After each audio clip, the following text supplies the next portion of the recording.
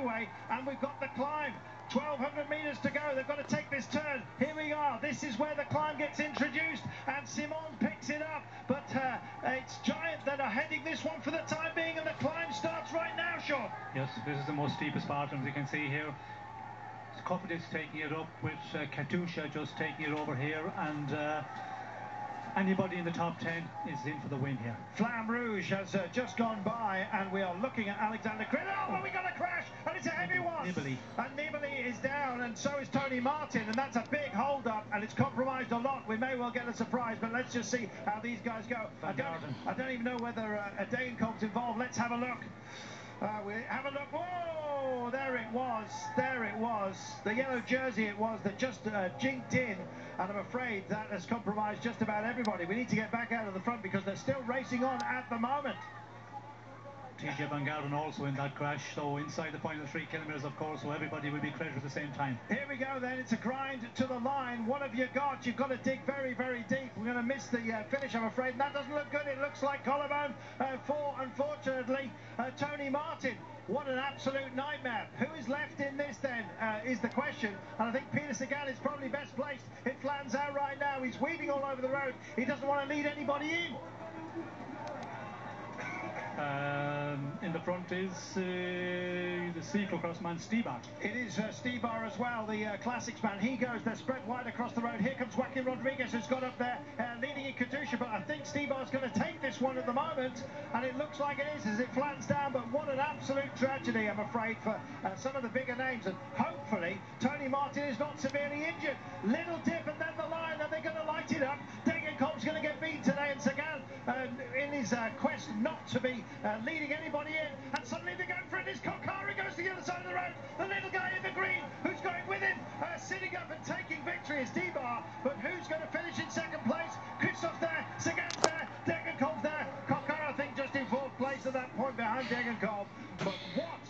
Oh my goodness, what drama, Sean, at the very last here. Yes, well, on the uphill finish, everybody just fighting, you know, to hold position and lying on each other, and down they go. And you know, Stibar then had to change tactic. Of course, he knew that Tony Martin was in difficulty, but what a performance by him to hold off all.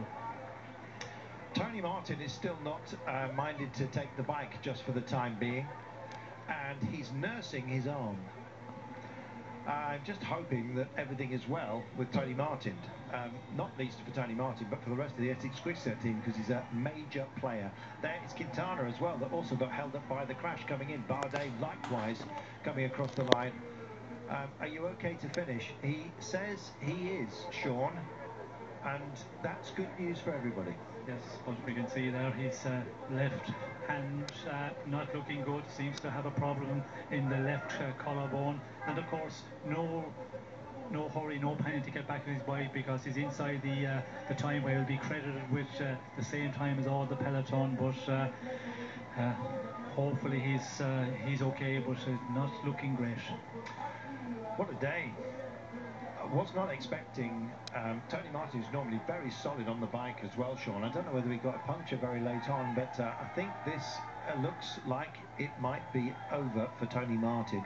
We don't want to overemphasize an injury, but Tony Martin is not the kind of guy who falsely nurses an arm, and that looks like serious business. Yes, it doesn't look good. We can see he's just holding his left hand up. He's not, you know, catching and holding onto the bars and being pushed by the teammates. I'm afraid for Tony Martin that this could be a collarbone, and you know, in a finish that we're expecting to get a clean run in, you just never know. You know, riders just you know, not giving an inch, pushing, and a little bit of movement there. It was the Giant Shimano rider actually who, you know, I think touched shoulders, and down they go. And even at that rate, when you fall, you know, not going at anything like we've seen the crashes in the past in this tour, but sometimes when you're going at a much slower rate, you fall wrong and you can do the collarbone. Well, Cancellara crashed out in yellow, and I'm hoping that the same fate has not befallen Tony Martin. It might well be. It's a little bit cursed this year.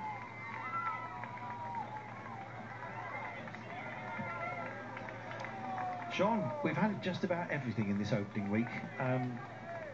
I don't know who's writing the script, but it's a drama. Yes, it's turning out to be one of the tours where there's so many crashes, and we just see the crash once again there. The right in the middle of the road, down they go, and TJ Van Garden also getting tied up in it there, and we can see Tony. I think Tony Martin, he realises immediately that is not good. He's starting to feel the collarbone. My goodness, what else will this glorious race throw up?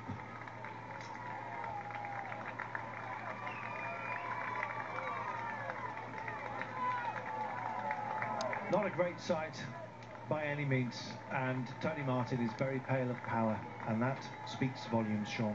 Yes, and for Tony Martin, yeah, a disastrous day in yellow to crash and do the damage, which looks pretty much like a collarbone.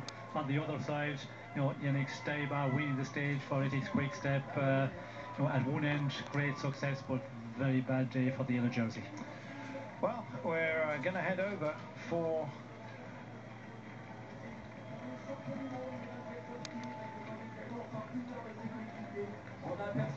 there was no countdown there at all.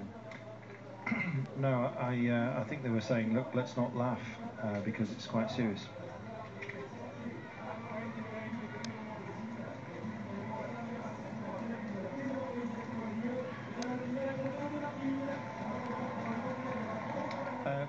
I think I'm just going to back out of this then, John. I think it's just a pickup by the Mont I think they're going to pick up. Okay, thanks.